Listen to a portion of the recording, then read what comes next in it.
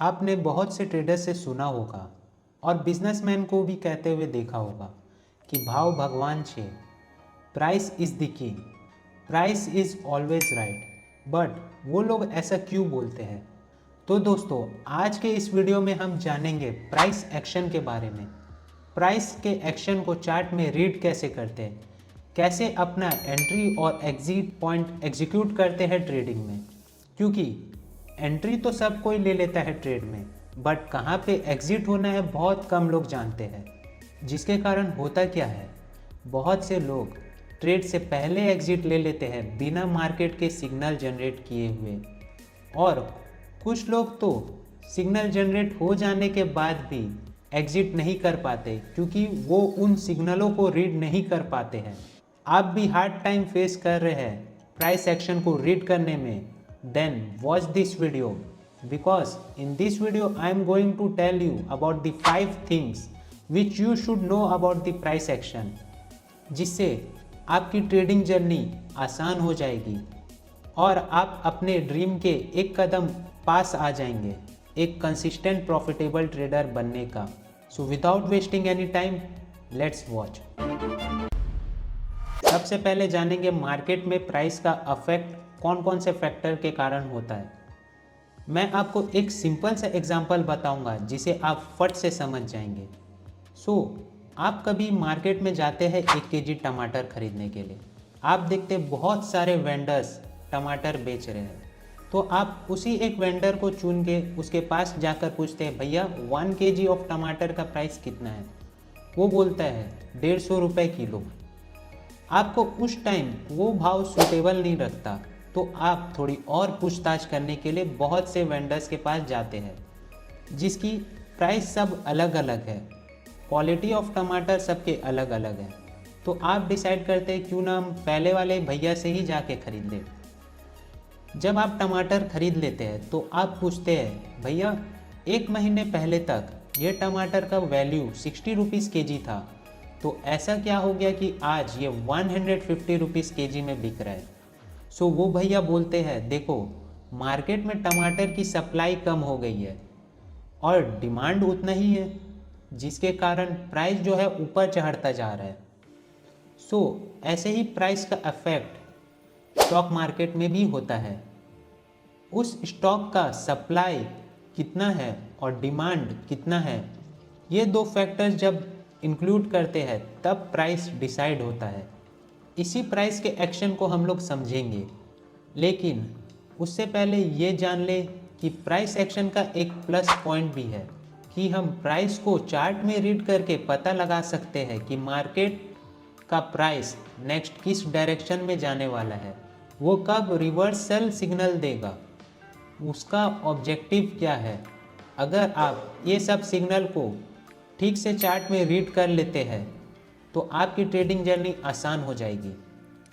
लेकिन ये जितना इजी साउंड करता है उतना इजी तो होगा नहीं, क्योंकि अगर उतना इजी होता तो सभी कर लेते।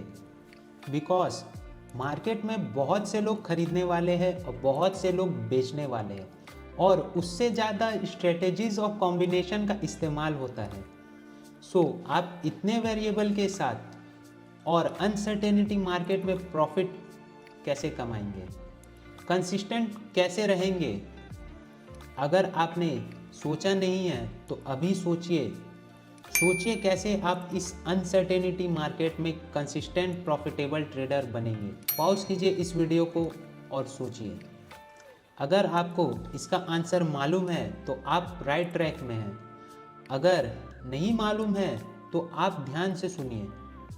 इस अनसर्टेनिटी मार्केट में अगर आपको प्रॉफिटेबल ट्रेडर बनना है और कंसिस्टेंट रहना है तो आपको रिस्क एक्सेप्ट करना आना चाहिए।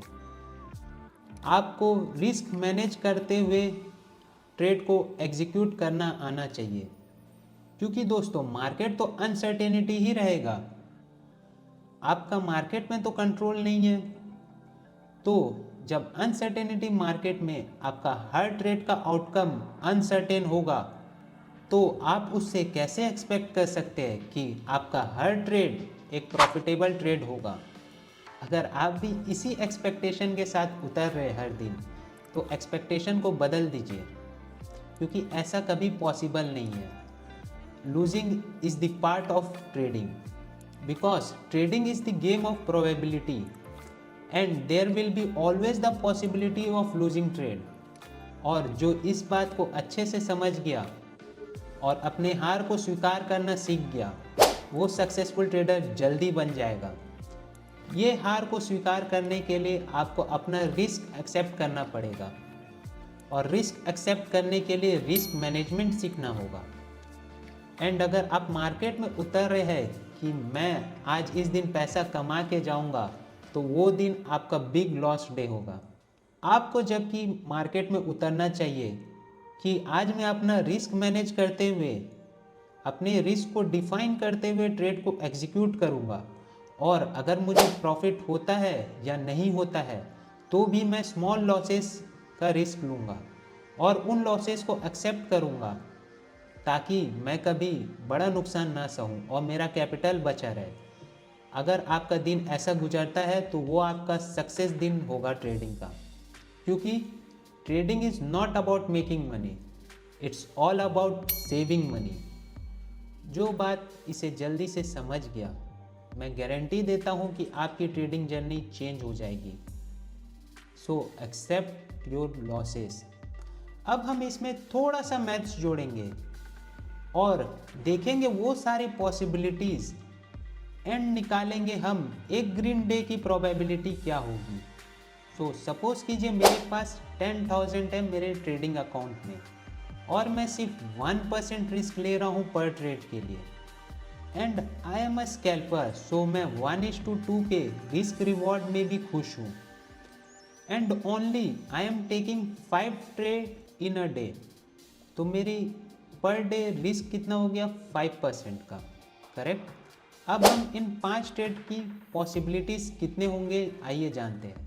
सो 5 ट्रेड्स में अगर मेरे 5 के 5 लॉसेस हो जाते हैं तो उस दिन का लॉस होगा -5%, और 5 में से 4 लॉस होते हैं तो मेरा उस दिन का लॉस होगा 2%, एंड 5 में से अगर मेरे 2 सही हो जाते हैं, 3 गलत हो जाते हैं, उस दिन का मेरा प्रॉफिट होगा 1%, और 5 में से मेरे 2 गलत होते हैं, 3 सही होते हैं, उस दिन का प्रॉफिट होगा मेरा +4%, और मेरा 5 में 4 सही रहते हैं और 1 गलत होता है, तो मैं +7% कमा के निकलूँगा मार्केट से।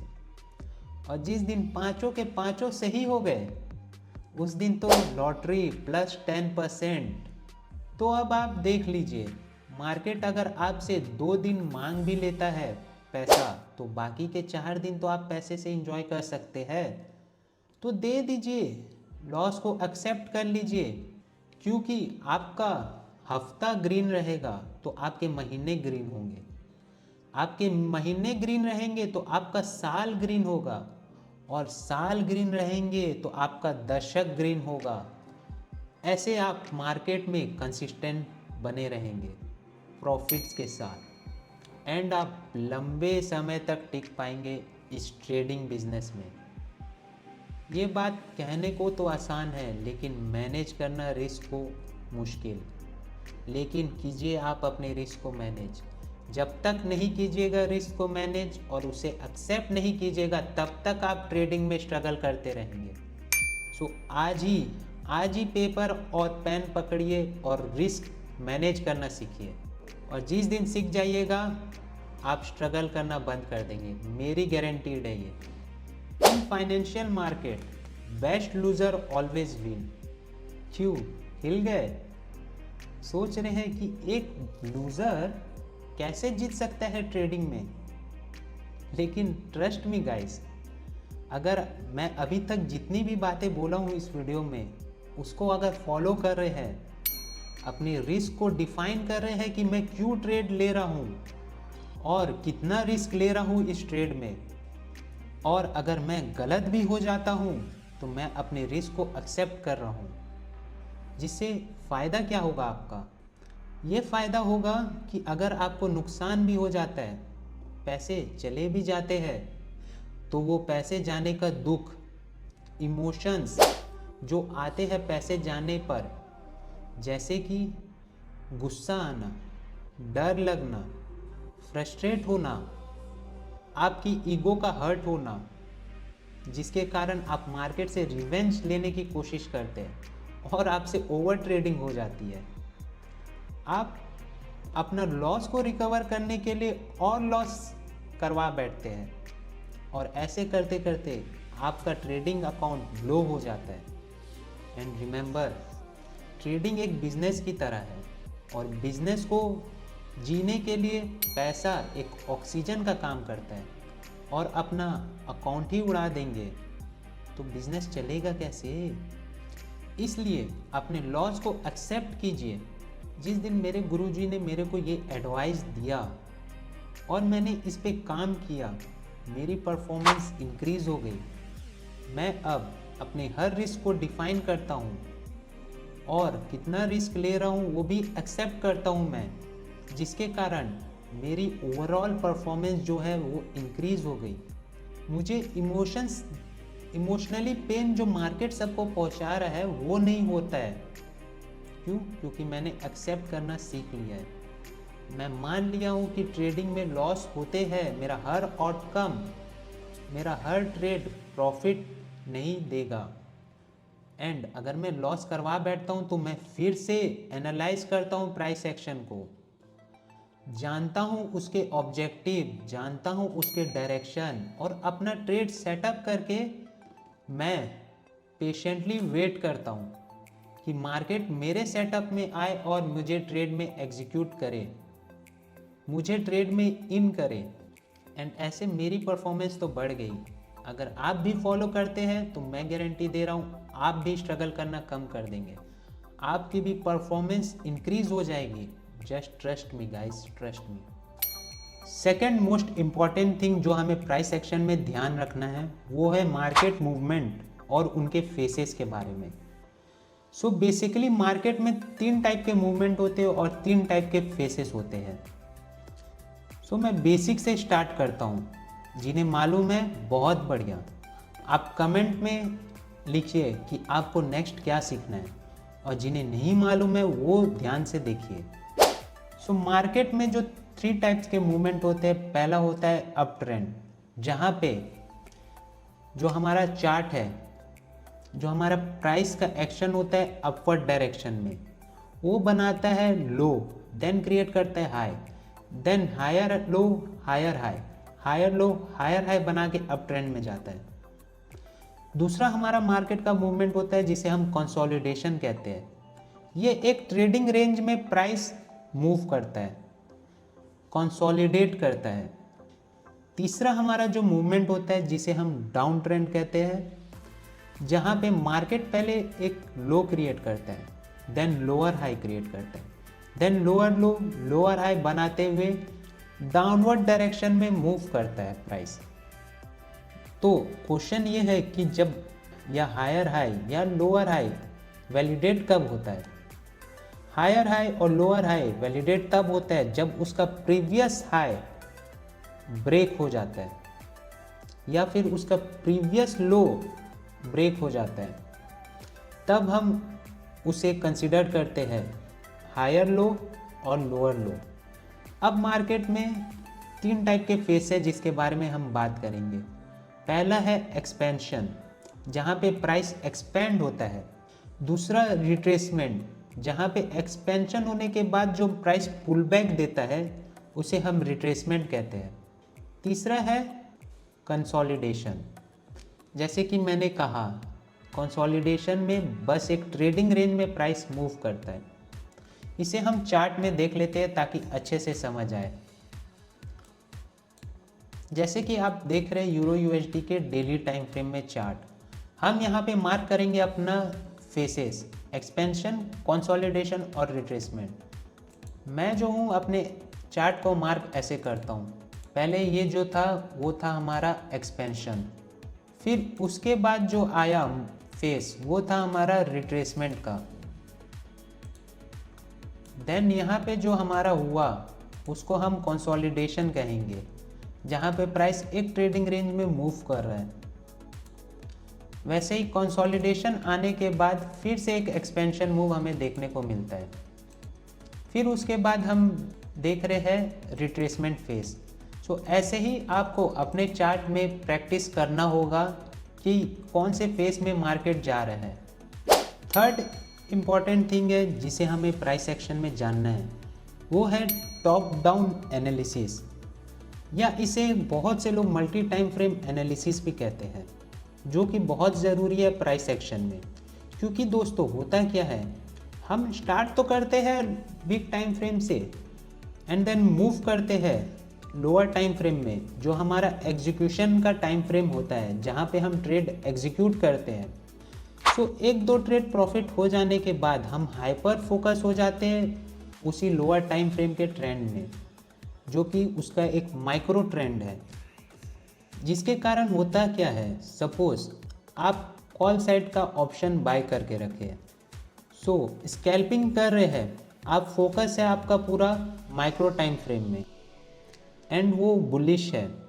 लेकिन कुछ समय बाद एक पॉइंट ऐसा आता है जहां डीप फॉल आ जाता है, आप उस सिग्नल को रीड ही नहीं कर पाते हैं, और जब तक रीड करते हैं आपका स्टॉप लॉस हिट हो चुका होता है, जिससे आप फ्रस्ट्रेट होके और रिवेंज लेने की कोशिश करते हैं।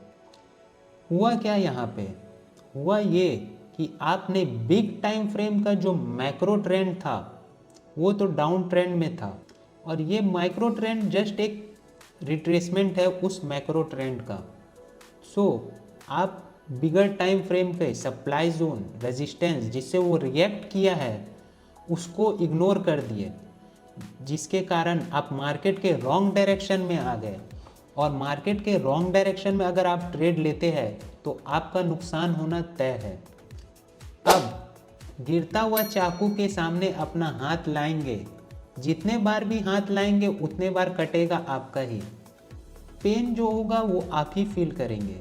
इसलिए समझदारी इसी में है कि मार्केट के साथ चले, और मार्केट के साथ कैसे चलेंगे, जब आप टॉप डाउन एनालिसिस करेंगे, वो बिगर टाइम फ्रेम के मार्केट का ऑब्जेक्टिव मार्क करेंगे, मेन इम्पॉर्टेंट जोन अपना मार्क करेंगे, मार्केट के डायरेक्शन को समझेंगे, और जब मैक्रो ट्रेंड और माइक्रो ट्रेंड सेम डायरेक्शन में हो तभी अपना ट्रेड को एग्जीक्यूट करेंगे, जिससे आपको अच्छा प्रॉफिट मिलेगा।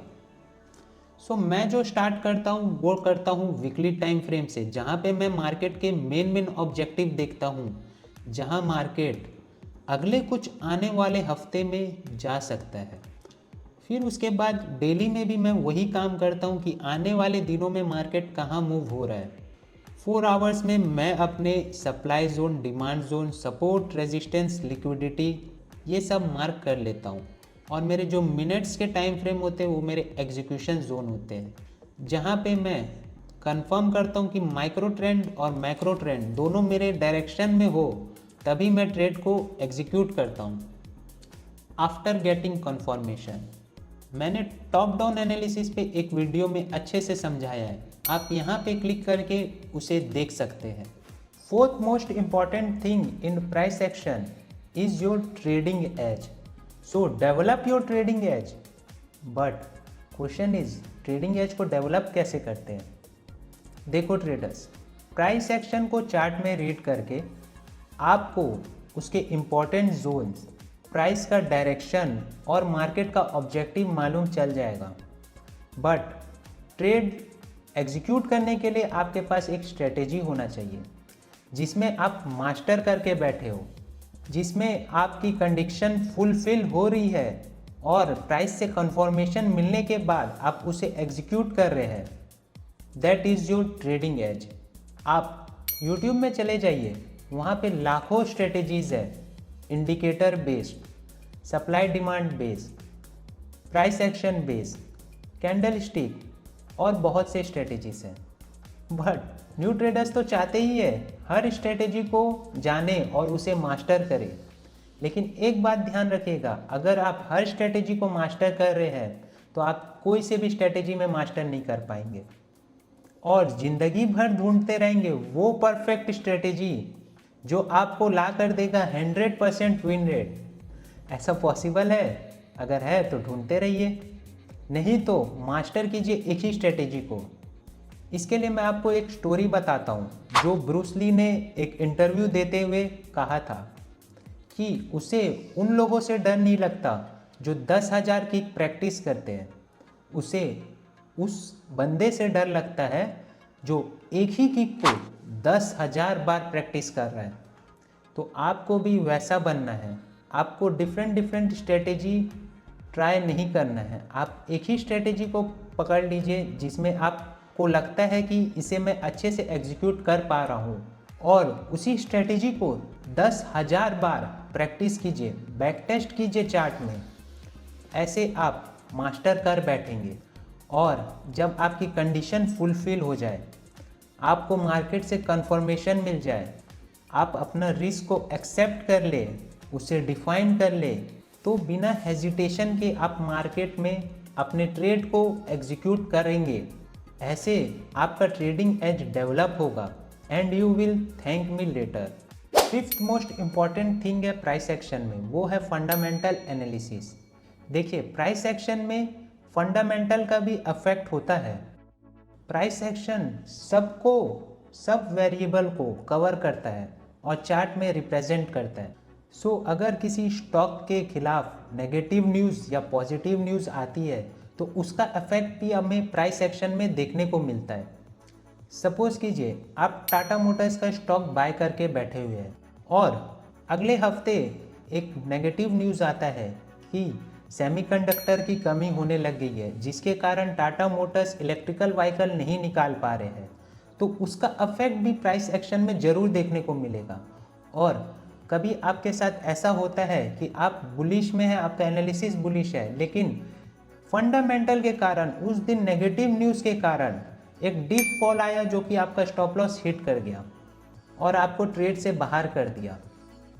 उसका असर आपको नहीं मालूम लगेगा उस समय, लेकिन आप बाद में अगर अपना रिसर्च करते हैं कि ऐसा क्यों हुआ, तो आपको मालूम चलता है कि इस स्टॉक के खिलाफ ये नेगेटिव न्यूज़ आया या पॉजिटिव न्यूज़ आया।